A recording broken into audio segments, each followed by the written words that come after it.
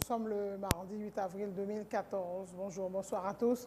Un plaisir de vous retrouver pour cette nouvelle édition d'information, Pulsation, l'essentiel de l'actualité de la journée.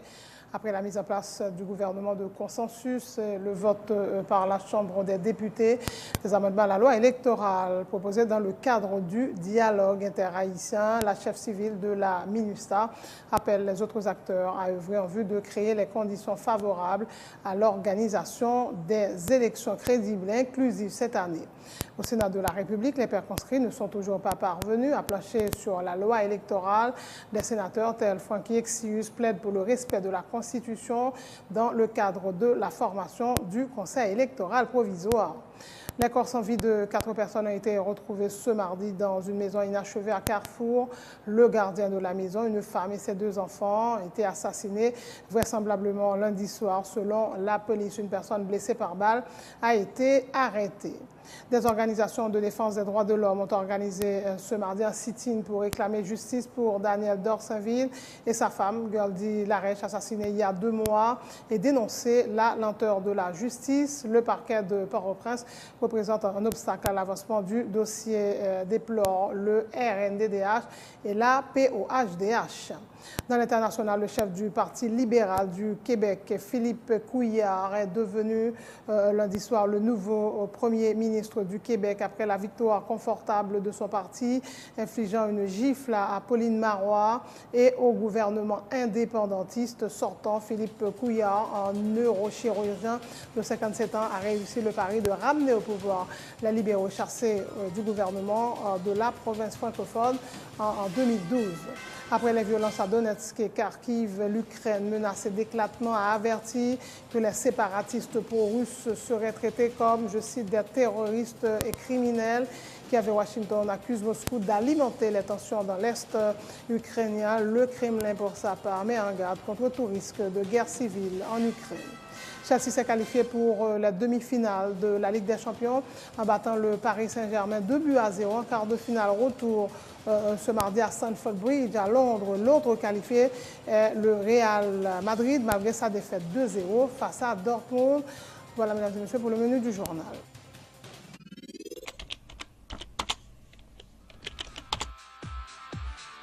Bienvenue à cette édition d'information Pulsation, l'essentiel de l'actualité de la journée. Merci de votre fidélité. Bienvenue dans ce premier numéro de Pulsation Week-end.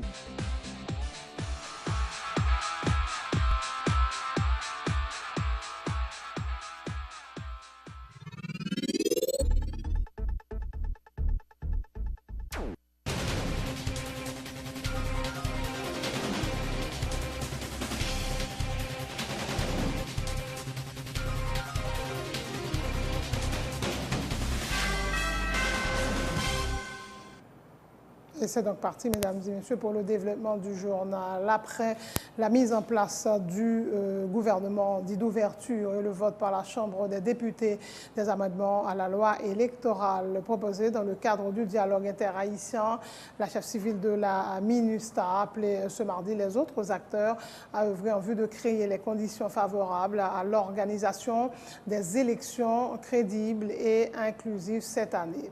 Rappelant que l'ONU s'est félicitée de l'accord, Rancho Sandra Honoré a assuré que la MINUSTAH est prête à appuyer les autorités haïtiennes dans le cadre du scrutin à travers un appui technique et logistique. Sandra Honoré.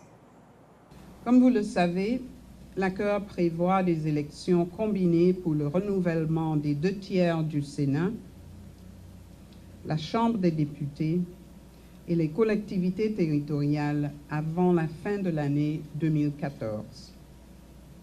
Une décision que les Nations unies et les membres du Conseil de sécurité ont saluée tout en offrant leur appui aux autorités haïtiennes en charge de l'organisation des élections si celles-ci le considèrent nécessaire. Avec la nomination des nouveaux membres du gouvernement, ainsi que le vote par la Chambre des députés de l'amendement de la loi électorale la semaine dernière, nous espérons que les institutions vont avancer cette semaine pour mettre en place les conditions pour des élections libres, transparentes, équitables et inclusives en 2014. La MINUSTA comporte une section d'assistance électorale établie au sein de la mission depuis un certain temps. Et le rôle de cette section de la mission consiste à fournir, à travailler en vue du renforcement des capacités de gestion électorale. Au cours des élections, la mission fournit un appui logistique et un appui sécuritaire, conjointement la sécurité, conjointement avec la police nationale d'Haïti. Et au grand corps, les pairs conscrits ne sont toujours pas parvenus à plancher sur la loi électorale. Le sénateur Pierre-Franck Exius conditionne sa participation à des séances en assemblée autour justement de la loi électorale au respect de la Constitution dans le cadre de la formation du Conseil électoral provisoire. Les trois pouvoirs de l'État sont représentés dans le collège électoral uniquement lorsqu'il s'agit d'un conseil permanent, et affirme le parlementaire, estimant qu'actuellement le pays ne dispose pas encore de conseil électoral. Nous sommes prêts à travailler sur les amendements, mais il faut au préalable connaître quel est l'organisme qui va être chargé de réaliser les prochaines élections, a-t-il indiqué. Nous-mêmes, nous parlons pour nous travailler sur un projet de loi. Mais il faut qu'il y ait un organisme électoral qui l'a et qui lui-même produit amendement dans la loi électorale là et qui va le l'exécutif là et l'exécutif là lui-même à travers le ministère de la Justice pour venir faire dépôt devant le Parlement. Et là ça nous va travailler sur même sénateur parce que dans le groupe 6 là bien sûr parce que au même au dit là nous fait pour nous participer dans la séance pour nous et c'est pas point que nous sous sujet à gain sénateur Moïse Jean-Charles qui vient par la question ça même question c'est pas oublier dans nos groupes 6 là des fois nous toujours fait débat entre nous-mêmes. Les sénateurs Moïse viennent à un point, mais à un point, ils ne vont pas empêcher l'autre. Nous prenons la séance. Si nous arrivons, nous faire débat, nous montrer, nous bailler tout argument, nous montrer la loi va voter, et puis le président veut continuer, eh bien, nous avons dit continuer. Vous souhaitez ces constitutions qui est appliquée dans le cadre de formation au Conseil électoral provisoire, sénateur? Normalement, c'est quoi? C'est-à-dire qu'il faut que le parti constitué l'État, il doit aller dans la question. Normalement, parce que même les trois pouvoirs, ils ont un rôle. C'est un conseil électoral permanent. Mais depuis qu'il y a un conseil électoral provisoire, trois pouvoirs n'ont aucun rôle pour jouer dans le conseil électoral provisoire. Effectivement, c'est position Mopod. Je vais retourner à même discours. Et c'est ça Mopod je dis. Et nous-mêmes, en tant que journalistes, nous questionnons. Je dis à nous, les parlementaires, nous gagnons pour nous voter loi électorale. Mais rôle par nous dit, où demandez de voter loi? Côté organisme qui est en place pour voter loi. Pas d'organisme électoral pour demander de voter loi. Et comme exécutif ensemble avec notre service politique va appliquer à voir un choix, il fait plusieurs étapes déjà, gouvernement ouverture, il nous va craindre tout pour que il applique l'article 12 là sur nous-mêmes dans le Sénat. Pas gouvernement pas jamais appliquer non accord. Non, vous dites bien dit oui. Accord tu parler de gouvernement d'ouverture mais ça son gouvernement de couverture bail. Ça veut dire que pas qu'on gagne qu'à appliquer. À qui ça le couvre là? Les couvrir à 23 ministres, 20 secrétaires d'État. Le gouvernement a la certitude d'avoir rempli ses responsabilités dans le cadre de l'application de l'accord d'El Rancho, notamment en mettant sur pied un gouvernement d'ouverture. C'est en tout cas ce qu'a indiqué lundi Maître Kedler Augustin, porte-parole de la primature, mettant l'accent sur le profil des ministres, secrétaires d'État et directeurs généraux qui ont intégré l'équipe de Laurent Lamotte. Semaine qui s'est passée là, tout le monde connaît très bien. Il était marqué surtout par l'arrêté présidentiel qui était formé gouvernement de consensus et d'efficacité. Le dialogue avait accouché un ensemble de décisions et décisions à haute et chaque parti était supposé faire. Je dis à ça, le plus important pour nous-mêmes, c'est regarder est-ce que nous avons respecté nos engagements, pour nous regarder effectivement est-ce qu'il s'agit d'un gouvernement d'ouverture et nous croyons que oui, sous regarder sur l'ensemble des directeurs généraux qui entraient, sous regarder l'ensemble des secrétaires d'État et de ministres, nous avons la certitude que nous avons rempli notre part de responsabilité dans la mise en œuvre de l'accord d'El Rancho à l'issue de ce dialogue. Sous secrétaire d'État, l'ensemble des secrétaires d'État qui mettaient, je dis, je suis capable de seulement que nous croyons qu'au niveau des secrétaires d'État, il faut bien prendre le soin de faire la différence entre l'ensemble de ces secrétaires d'État qui fonctionnent tant qui ont une délégation de signature qui est capable d'engager l'État véritablement, avec des secrétaires d'État qui plus venir pour une question technique. Tant que par exemple, au niveau de l'agriculture, c'est un coup pour le ministre santé, membre cabinet et puis il fonctionne particulièrement. Donc, je crois véritablement que ça, c'est une bagaille qui va véritablement monter charge là. Je pense tout, en même temps, tout, si nous ne mettons pas en pile, nous te mettons trois seulement, on t'a dit ça par ouverture, ça ne va faire rien effectivement. Le sénateur Moïse Jean-Charles appelle à la mobilisation générale pour obtenir le départ du président Martelly. Le parlementaire demande à l'opposition de s'unir en vue d'atteindre un tel objectif. Les conditions de vie des citoyens ne cessent d'empirer, fait remarquer Moïse Jean-Charles. Nous y venons bout avec parler. Koulia, c'est pour nous commencer à entrer dans toute forme de mobilisation qui est capable de jeter pour voir ça. Nous n'avons pas le choix. C'est vrai, nous faisons travail nous comme parlementaires. C'est vrai, homme de loi, nous faisons travail. C'est vrai, la presse là informe le grand public de ce qui a passé. Mais nous-mêmes, tous citoyens, surtout nous-mêmes, couches moyennes, ils ont décapitalisé nous. Ils ont fini avec nous. Au lieu de nous camper pour nous goumer, pour nous relancer moins, face à pouvoir ça, il y a nous qui préfèrent quitter la capitale dans la province. Il y a nous tous qui préfèrent aller à l'étranger. Et nous quitter masse pour compte dans le cadre de situation difficile pour les Haïtiens pour connaître aujourd'hui. Et bien aujourd'hui, nous faisons appel à tout le monde. Pour tout le monde mettre main, nous ne pouvons pas quitter Martelly pour mondial dans le pays. Sinon, nous quittons Martelly traverser l'étape ça, et bien puis tape le pitris. C'est pour ça, une autre fois encore, nous unifions nous peuple haïtien pour demander tout le monde dégager en solidarité entre nous pour nous combattre le régime ça. Nous connaissons le problème déjà. Nous tous connaissons qui ça Martelly a fait. Nous tous connaissons qui ça Madame Martelly a fait. Nous tous connaissons qui ça Laurent Lamotte capable de faire. Et nous tous connaissons qui ça ministre capable de faire, y compris Olivier Martelly. Nous connaissons déjà. Je dis, en sous besoin de jouer au monde, dit le Martelly. Dès qu'on dit Martelly, il fait dire toute bagaille. Je dis, en sous besoin de jouer au monde, dit la travail dans le palais national ou bien primature. Dès qu'on dit ça, on dit moun dans toute bagaille. Et bien, pas rien crête encore. Peuple haïtien, c'est fini. Celle qui est là, enlève campé pour pita papitrice parce que nous vivons Kafou, pas grand rien crête encore.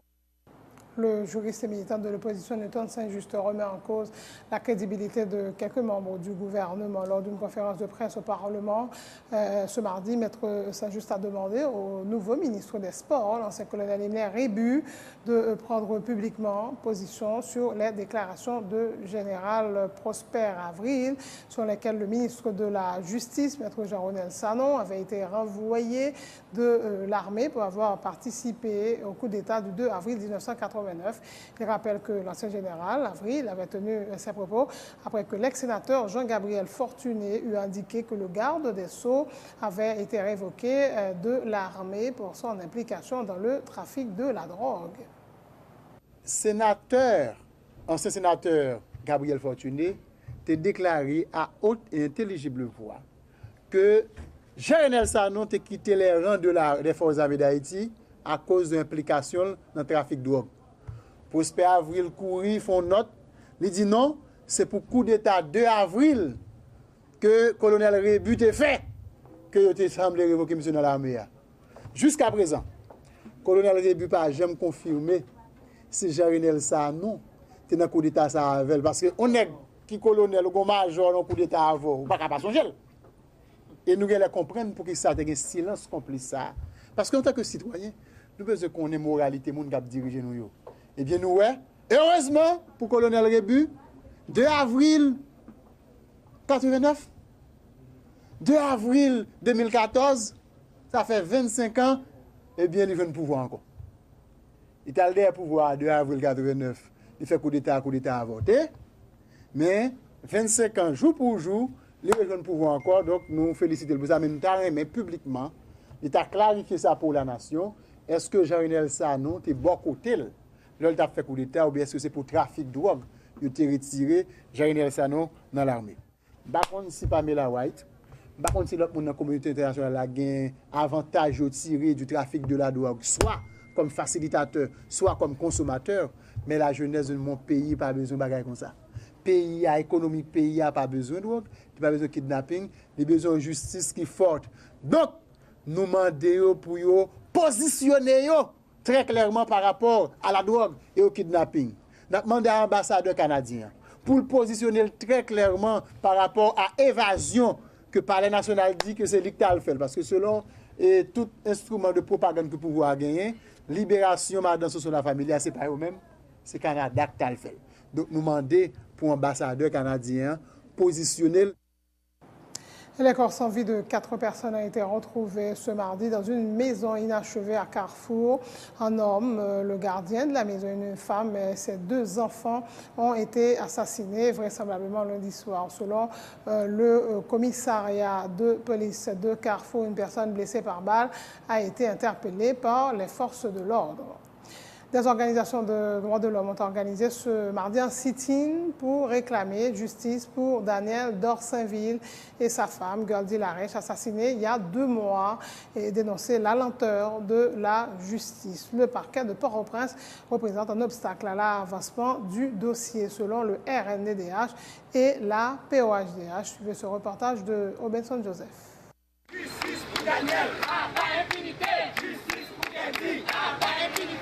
Justice pour Daniel, pas impunité. L'objectif de ce sit-in ce mardi 8 avril, exiger justice pour Daniel Dorsainville et son épouse Goldy Larèche, assassinés le 8 février dernier. Un mouvement organisé 2 mois jour pour jour par des organisations de droits de l'homme dans le quartier de Bois-Patate, à l'endroit même où le militant des droits humains et sa femme ont été abattus. D'une seule voix, manifestants et dirigeants des droits humains ont dénoncé le règne de l'impunité. C'est avec un pile indignation, n'a constaté 2 mois après exécution camarade nous, Daniel Dorsainville, ensemble avec Madame Ni, l'enquête se poursuit. Sans nous pas vigilance ni empressement appareil justice là pour traiter Kayo. Exiger pour finalement la justice fait travail comme ça doit, pour enquête faite comme ça doit et pour aboutir. Son cadavre de trop et nous mobiliser pour nous goumer jusqu'à ce que nous joignions justice parce que faut que nous finissions avec l'impunité. Des étudiants étaient sur place en soutien aux organisations des droits humains et à la famille des victimes pour demander que soit stoppée la machine infernale de l'insécurité. On dit abat insécurité, abat impunité, abat toute forme d'injustice qu'a fait dans la société. On dit qu'il n'est pas normal pour des militants qui ont gourmé dans les affaires de l'homme pour éliminer dans la société. La vie ne doit pas dire rien encore dans le pays. Donc, de jour en jour, c'est injustice qui a chita à col. Juste un travail de mémoire qu'on a fait pour nous rappeler à ça. Même si je ne dis à gouvernement qui a fait couvrir ça pour eux, mais quel journaliste qui a mobilisé, il ne faut pas oublier les assassinats qui ont fait sous masse populaire. Des dirigeants de la POHDH et du RNDDH ont pointé du doigt le parquet de Port-au-Prince qui, selon eux, constitue un obstacle à l'avancement du dossier. Nous venons dénoncer tout, parquet de Port-au-Prince qui bloquait le dossier instruction ça à cause du commissaire gouvernement pour que jamais signer un papier créé réquisitoire d'informer. Parce que journée aujourd'hui, commissaire gouvernement les a agi, yo agi pour ministre justice là, yo agi pour parler national. Fait le bloquer. C'est tout simplement mode fonctionnement système de la justice nous est là. Son système de la justice qui pas marché, son système de la justice qui pas là du tout pour bailler justice. Quant au député Ronald Larèche, frère de Goldy Larèche, il a dénoncé un montage de la police se référant aux déclarations du suspect appréhendé dans le cadre de l'enquête diffusée par le programme Allo la police. Juge de paix qui te fait constat moun qui mourir, il y a 4 douilles 9 mm côté le trouvé sur les lieux. Et criminel ça que yo arrêté il dit clairement que lui même il a un revolver 38 dans main li pour te venir faire crime. Deuxième bagaille qui dans dossier côté que criminel l'a dit que premier moun li tiré c'est Goldy li te vinn prendre cop dans main. Témoin qui était là, yo ouais que moun qui te vinn faire crime il tué Daniel. Et puis les Goldy riposté, et puis les tué Goldy tout. Et ça a prouvé l'autre fois encore son montage, c'est menti à bail. Il est à noter que plusieurs dizaines de personnes avaient répondu ce mardi à l'appel des organisations de défense des droits humains pour demander aux autorités judiciaires de faire la lumière sur le double meurtre de Daniel Dorsainville et de Goldy Larèche. Les victimes avaient moins de 50 ans.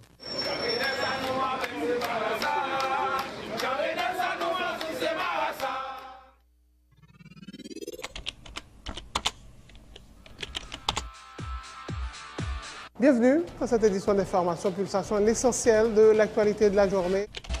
Merci de votre fidélité. Bienvenue dans ce premier numéro de Pulsation Week-end.